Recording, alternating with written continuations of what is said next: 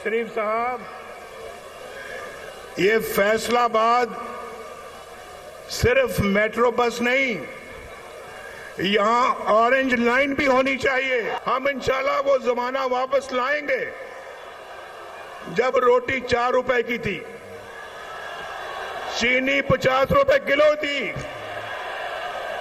आटा सस्ता था, पेट्रोल 65 रुपए लीटर था और सब्जियां 10-10 रुपए किलो थी, दालें सस्ती थी।